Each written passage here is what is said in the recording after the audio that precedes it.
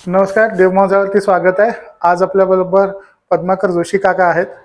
तर काका, एक असा प्रश्न माझ्या मनात आला की आपण देवाची उपासना किंवा देवाचं नाव का घेतो, आणि त्यावरून एक दुसरा प्रश्न की आपल्याला देव हवा, पण देवाला पण आपण हवेत का, याच्याबद्दल थोडंसं सांगा ना. बरं, श्री गुरुदेव दत्त. बघा, आज खूप छान प्रश्न तुम्ही विचारलाय.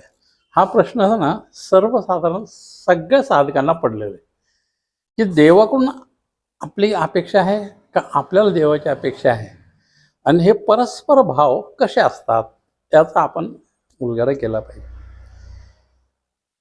आता रामदास स्वामींनी एक विधान केलेलं आहे बरं का. ते काय म्हणतात रामदास स्वामी? जो अन्न देतो उदराशी, शरीर विकावे लागते त्याशी, ज्याने घातले जन्मासी त्याला कैसे विसरावे. म्हणजे जेव्हा आपण नोकरी किंवा काही उद्योग करतो, जे आपल्याला पैसे मिळतात, काय करायला लागतं? आपलं सर्व वेळ, सर्व शरीर त्याला द्यायला लागतं. तो तेव्हा आपल्या पोटासाठी देतो. मग ह्या कामासाठी जर आपलं शरीर त्याला विकत असू आपण, जर ज्याने मला जन्माला घातलंय त्याला कसं काय विसरायचं? त्याचं उतराई कसं व्हायचं, आणि त्याच्यापर्यंत मी पोचायचं कसं, हा मुख्य प्रश्न आहे. साधारण असं सांगितलं जातं बघा की ब्रह्मदेव जेव्हा सृष्टी निर्माण झाली तेव्हा ब्रह्मदेवाला वाटलं की ही सृष्टी निर्माण करावी. म्हणजे काय, मी एक आहे पण अनेक रूपाने नटलेला मला पाहायचा आहे. मी एकटाच आहे, पण माझे रूप अनेक आहेत, आणि हे अनेक रूप होता होता मग त्यांनी बाकीची सृष्टी रचना झाली, बाकी सगळं हे चराचर निर्माण केलं. आता एवढ्यात आपण डिटेल जात नाही, पण हे थोडक्यात सांगतो. हे चराचर निर्माण केलं, कशाने केलं? माझ्यातलाच एक अंश मी त्यात टाकला, माझाच एक अंश याच्यात टाकला, माझाच अंश टेकला. मग तुम्ही कोण आहोत सगळे? तर त्याचेच अंश आहेत. मग त्याच्यामध्ये जे आहे ते तुमच्यामध्ये आहे की नाही? आहे. मग ह्याची अपेक्षा परमेश्वरांनी जेव्हा कोणी निर्माण केलं, कोणतं जीव निर्माण केलं, जीवाचे 4 प्रकार त्यांनी केले: अंड, जाजर, उद्भिज, आणि हे आहे ते घामापासून निर्माण ते आहे 14. हे सगळे जीव निर्माण झाले, आणि या प्रत्येक जीवामध्ये त्याचा अंश आहे. आपण मनुष्य योनीमध्ये आहोत, मी आहे असं म्हणतो. मुंगीमध्ये सुद्धा वाटतं मी आहे. मग मी म्हणजे काय? तर त्या आत्म्याचं स्पंदन. मी आहे, मी आहे, मी आहे. आणि हा जो मी आहे ना, तो शोधणं म्हणजे परत परमेश्वराकडे जाणं. परमेश्वराची इच्छा काय आहे? अरे, मी तर हे निर्माण केलंय, पण हे माझ्याकडे कधी येईल, कसं येईल, याची जी व्यवस्था आहे, ही व्यवस्था त्यालाही अपेक्षा आहे की मी एखादा फूल लावलं, झाड लावलं फुलाचं, काय वाटलं? छान फुलं हवं, फुलवावेत, त्याचा बहर माझ्याकडे यावा, त्याचं स्वर, आणि मी त्याला आनंदाने कुरवाळावं. ही जशी माझी अपेक्षा, तशी ब्रह्मदेवाची अपेक्षा हीच आहे.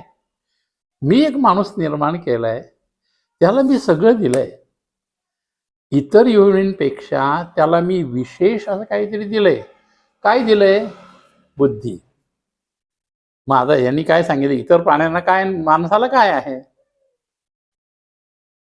आहार, निद्रा, भयमैथुनंच, हे सगळ्यांना आहे. उद्भिज असो, मुंगी असो, ढेकूण असो, वनस्पती असो, खग म्हणजे द्विपक्षी असो, या सगळ्यांना ह्या 4 आहेच आहे.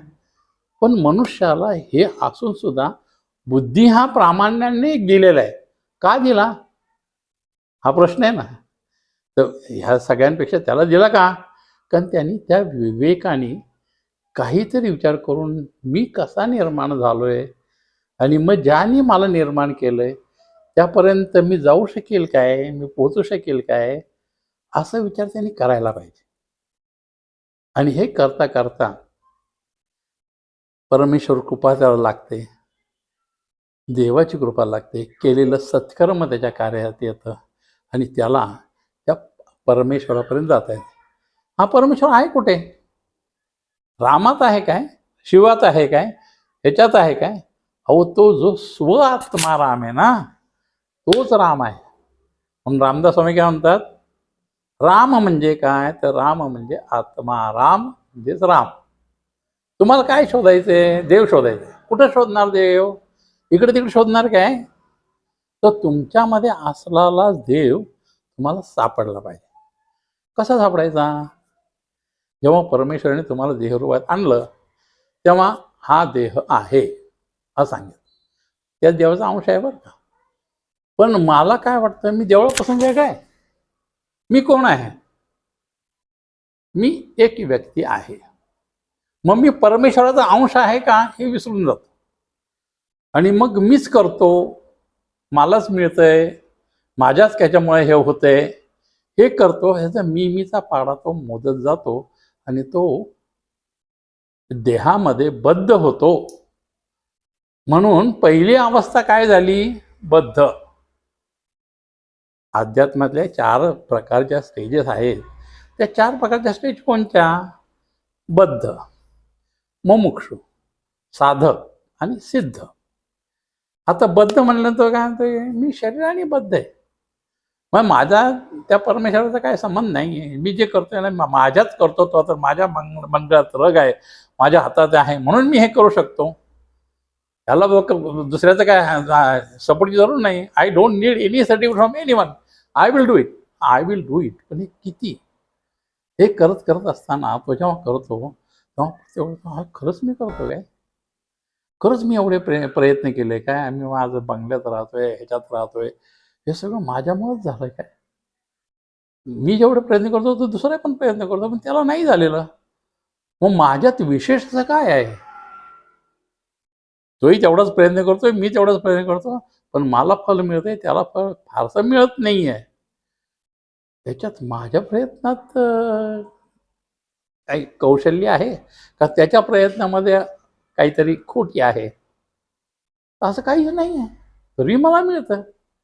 म्हणजे ह्याच्या व्यतिरिक्त, माझ्या व्यतिरिक्त, माझ्याबरोबर आणखीन कोणाचा तरी सपोर्ट मला आहे.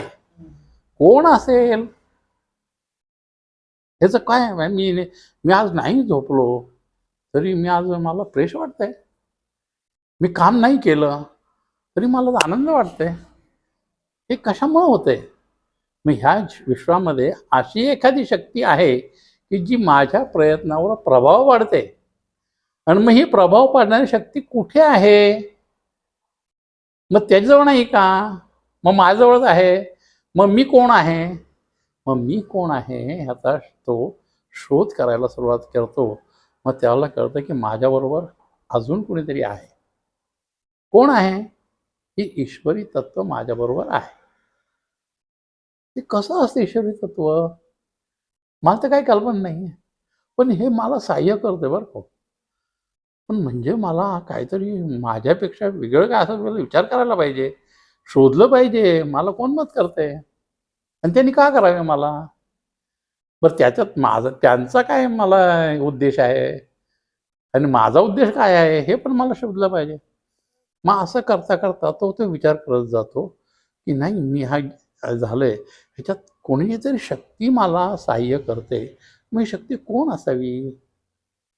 आणि हा कोण कोण कोण जेव्हा प्रश्न निर्माण होतो ना, तेव्हा त्या माणसाच्या मध्ये काहीतरी जाणून घेण्याची इच्छा निर्माण होते.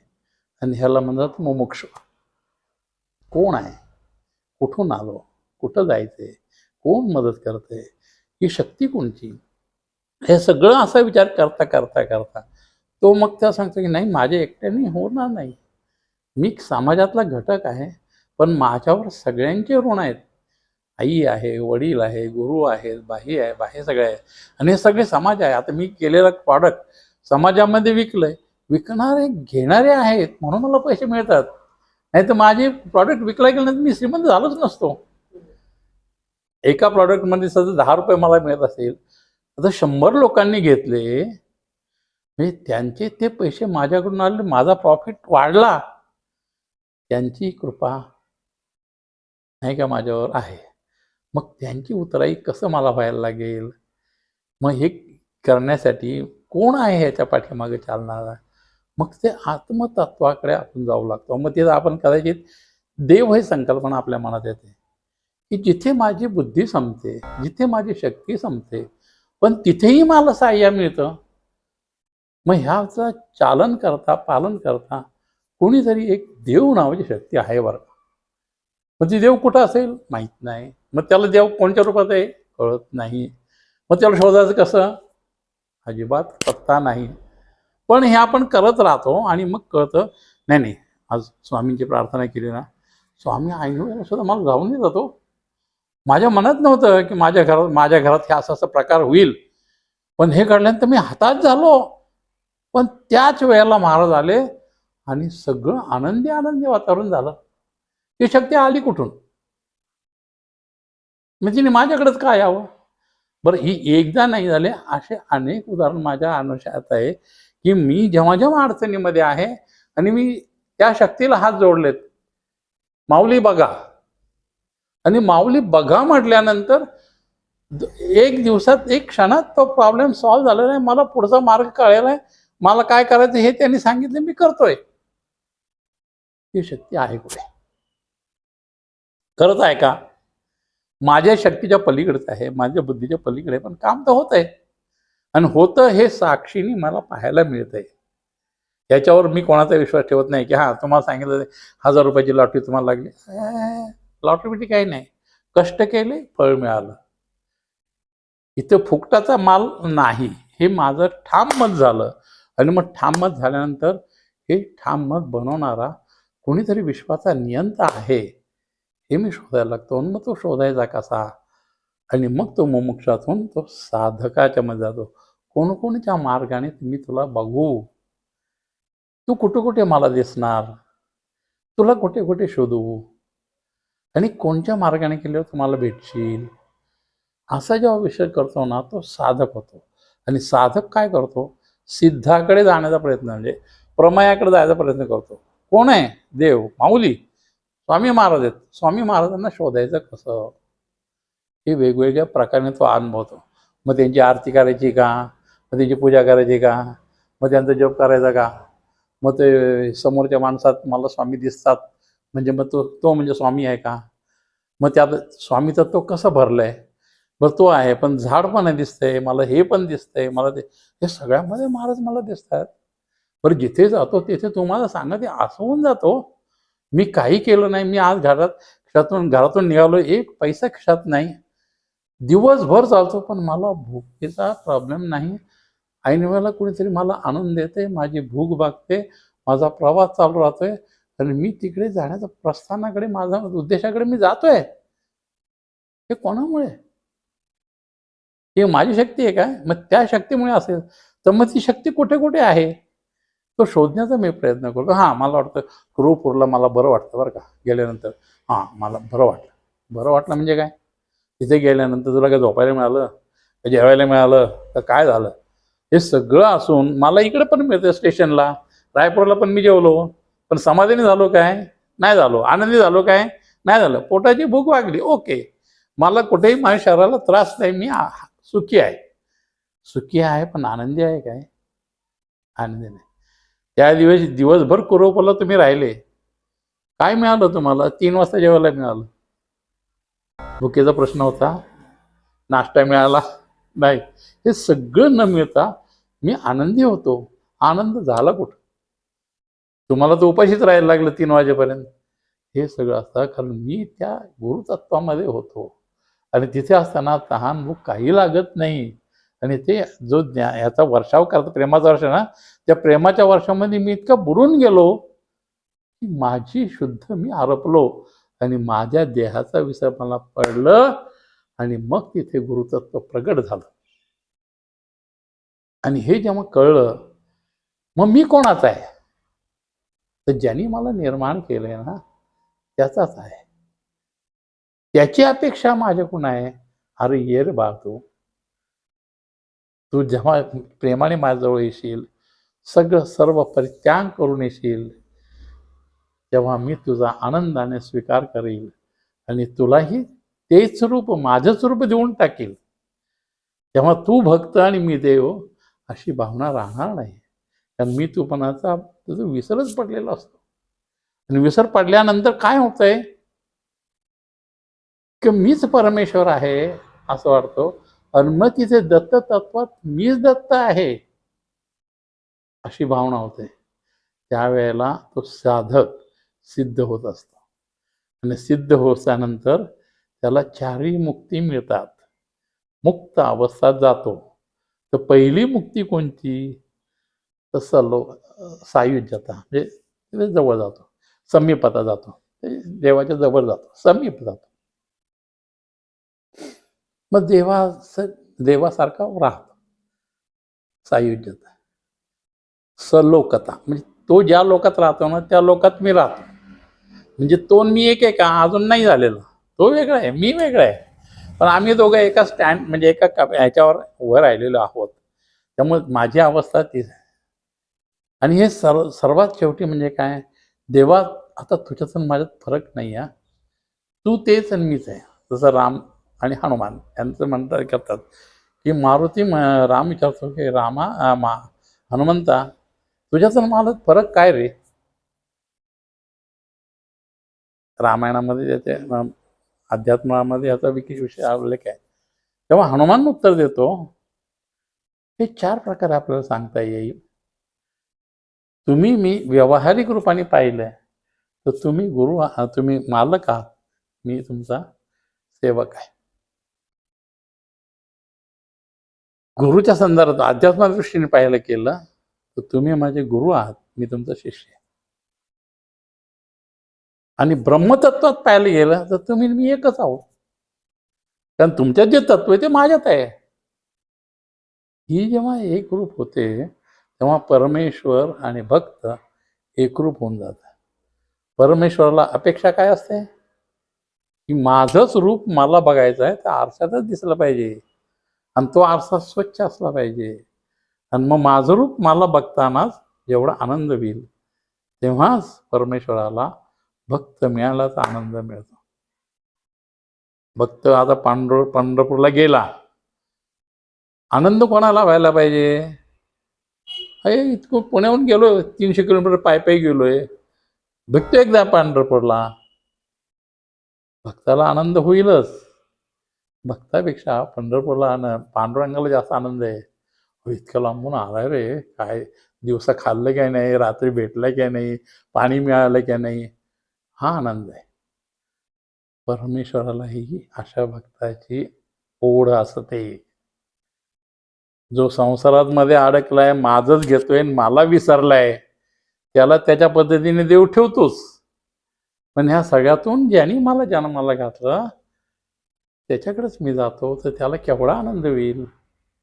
आणि मग हे दोघेही आनंदाच्या ह्याच्यामध्ये डुंबत असतात. एकाने एकमेकाला हाका मारायची. म्हणजे लहान मुलाचं आपण उदाहरण घेतलं तसं की आई त्या पोराला जेवण घातले, पोट कोणाचं भरतं? आईचं भरतं. 2 घास पोराच्या तोंडात जातात आणि तेच पोरग ताटातलं खरकट त्याच्या हातात काही असेल ते घेतं आणि आईच्या तोंडात घालतं. परस्परम भावयन्ते, म्हणजे एकमेकाचे भाव एकमेकाला मिळतात आणि तिथे आनंदाशिवाय दुसरं काही राहत नाही. हाच परमार्थ आहे, हेच तत्व आहे. त्या अशी भक्त आणि देव याची व्याख्या आहे. आणि मग ही हळूहळू आपण डेव्हलप करायची आणि त्या परमेश्वरापर्यंत पोचायचं. का पोचायचं? कारण आपल्या कर्मानुसार आपली गती ठरलेली असते. कर्मानुबंधेने निमिष लोक, म्हणजे ह्या लोक जे काय आपला जन्म प्राप्त होतो ना, हे कशामुळे होतं? आपल्याच कर्माने होतो. देवाच्या कर्माने काहीही होत नाही. देव काही करत नाही तुमचं. देव फक्त तुम्हाला सहनशीलता देतो.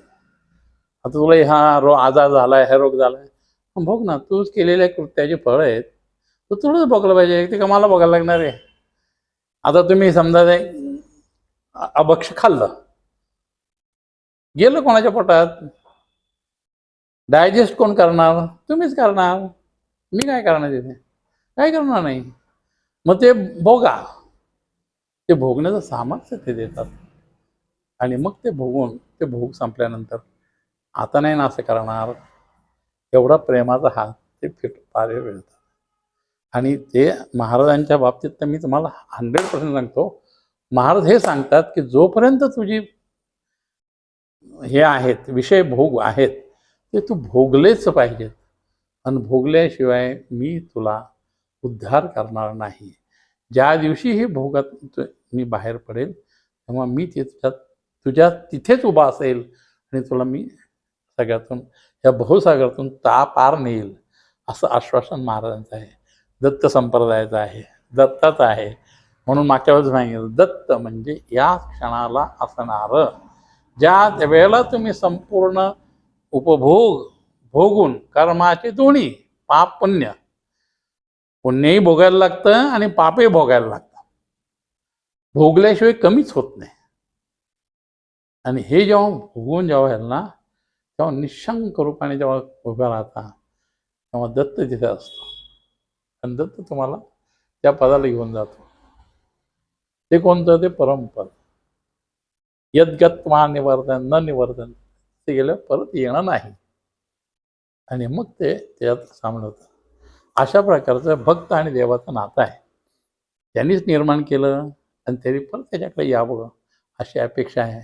पण आपण आपल्या ह्याच्यामध्ये अडकतो, राहतो, आणि मग परमेश्वराचा विसर पडतो. आणि विसर पडल्यानंतर आपली अवस्था परत जन्म परत मरण ह्या चक्रामध्ये जाते आणि त्या परमेश्वरापासून फार दूर जातो. आपल्याला जर आपले उद्धार करून घ्यायचा असेल आणि त्या पदापर्यंत जायचं असेल तर ह्याचा हळूहळू अभ्यास करून त्या पदाची कशी प्राप्ती होईल याचा मनुष्याने प्रयत्न करावा, ही माझी विनंती. श्री गुरु. काका एक सांगायचं, मला पण असे अनुभव येतात, तुम्हाला पण तसे अनुभव येतात की आपल्या पाठी कोणतरी उभा आहे, आपल्याला प्रत्येक वेळा तारून नेतो. पण अशी पण लोक आहेत ते सांगतात की आमचे हेल्थ प्रॉब्लेम्स आहेत, आमचे फायनान्शियल प्रॉब्लेम्स आहे, नोकरीचा प्रॉब्लेम आहे, आणि स्वामी मला तारा. आता इश्यू याच्यामध्ये हे गोष्ट थोडीशी समजून सांगा की या लोकांना ज्यांना हा अनुभव येतोय की प्रत्येकाच्या आयुष्यामध्ये अपडाऊन्स असतात, की तुम्हाला एकदम डाऊन पिरियड चालू आहे तुमचा, पण त्या व्यक्तीला तारणारी गोष्ट म्हणजे अध्यात्म आहे, की त्याला तो एक मानसिक आधार मिळतो की बाबा तू परत स्वतःच्या पायावरती, एक होप मिळते की तू स्वतःच्या पायावरती परत उभं राहू शकतो. मग त्यावेळेला हे कसं हेल्प होऊ शकतं? हा छान प्रश्न आहे. कसं आहे बघा, आता आपण सांगितलं कर्माची फळ प्रत्येकाला भोगायला लागते. मी जे काय कर्म केले त्यामुळे माझे रोग निर्माण झालेले, ते भोगणं माझंच काम आहे. भोगेल कुठेपर्यंत, किती माझी सहनशीलता आहे तोपर्यंत भोगेल माझ्यामध्ये. पण मला वाटतं आता नाही मला भोगायला जमत आणि फार त्रास होतोय, जीव द्यावा, हे शरीर नको मला. तर हे काही सोल्युशन आहे का? नाही आहे सोल्युशन.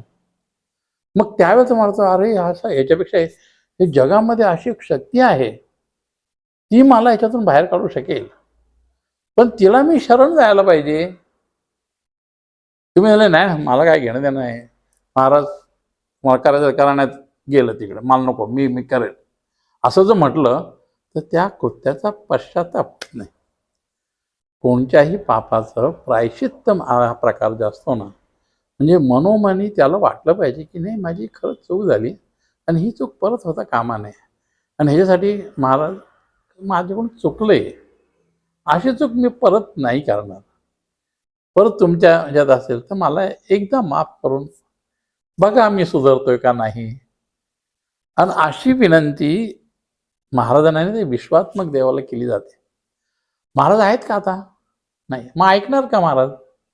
तुम्ही मी आज बोललोय, तुम्हाला वाटलं की नाही माझ्यापेक्षा 100 रुपये नाही, तो मला आता रिक्षाने जायचंय, 100 रुपये देता का? मला ऐकलंय, हां हे घ्या 100 रुपये, तुम्ही जा, घरी गेल्यावर घ्या, उद्या दिली चालेल, परवा दिली चालेल, नाही दिली तरी चालेल. तुमचा मग व्यवहार झाला. व्यवहाराला 2 पार्टी लागतात. इथं दुसरी पार्टी मला दिसतच नाही आहे. पण माझं मन साक्षीने सांगतं की मी चूक केली ना त्याचं प्रायश्चित्त म्हणून असं मी परत नाही करणार. हां घडलं, चुकून माझ्या हातून चुकून घडलं किंवा इंटेन्शनली घडलंय, मी ह्याच्यात डिनाय करत नाही, पण माझ्या हातून असं परत होणार नाही महाराज. माझ्या मनाने मी खर्च करतो. मग हे जेव्हा संकल्प मनात येतो ना आणि तो विश्वामध्ये फेकला जातो, मग विश्वात्मक देवताला पण वाटतं की नाही एकदा चान्स देऊन पाहावा याला, सुधारला तर बरं आहे, नाही तर दुसऱ्या दिवशी परत दुसरा ग्लास घेतला आणि लावला उठाला, परत महाराज उठवणार नाही. लक्षात ठेवा. हे आहे. तर तुम्ही प्रामाणिकपणे जर प्रयत्न केला तर भगवद्गीतेमध्ये अर्जुनाला कृष्णाने सांगितले की अरे तू तर माझा भक्त आहेस, तुला तर उद्धार करीलच, पण सुदुराचारी अपि सन, असं म्हणजे जो अत्यंत दुराचारी आहे तो जरी मला अनन्य भावाने शरण आला ना, मी त्याचा उद्धार करेल. पण कसं यायला पाहिजे? अनन्य भावाने शरण. तुमची मनाची अवस्था अनन्य भाव पाहिजे. आणि ज्या वेळेला मी अनन्य भावने शरण जाता तेव्हा तुमची पापकर्म आपोआप जळून कमी होतात आणि तुमचे भोग कमी होतात. त्यामुळे तुम्हाला रिलीफ वाटते. त्यात देव काहीही करत नाही. ही विश्वात्मक शक्ती, त्याचा तुम्ही जेव्हा सरेंडर करता, तुम्ही आत्मजय, तेव्हा ती शक्ती तुम्हाला मदत करते आणि परत एकदा संधी देते. परत असं करू नको बाबा, नाहीतर आहे त्याच्यापेक्षा वाईट परिस्थिती होईल. 2 बॉटल जर आतमध्ये रिचवल्यात, लिव्हर किती डॅमेज झाली, इथून पुढे नाही मग करणार म्हणतोय आणि परत जर तुम्ही घ्यायला लागला, कोणीही तुम्हाला वाचू शकणार नाही, देव काय किंवा कोणी काय. त्यामुळे अशा प्रकारे आपल्याच कर्मातली सुधारणा आपल्याच प्रायश्चित्ताने होते आणि ती अनुभवता येते. पण आपण प्रामाणिकपणे असलं पाहिजे, हा त्यातला महत्त्वाचा मुद्दा आहे. तर देवमासामध्ये असेच तुम्हाला एपिसोड्स बघायचे असतील तर नक्की सबस्क्राईब करा आणि कमेंट बॉक्समध्ये लिहा की तुम्हाला अजून असे प्रश्न असतील तर प्लीज आम्हाला पाठवा. काकांबरोबर नक्की घेऊ. धन्यवाद काका. श्री गुरुदेव. अध्यात्मावर नवनवीन माहिती मिळवण्यासाठी देव माझा चॅनलला सबस्क्राईब करा. पोस्ट आवडल्यास लाईक करा, शेअर करा. कमेंटमध्ये श्री गुरुदेव दत्त लिहायला विसरू नका.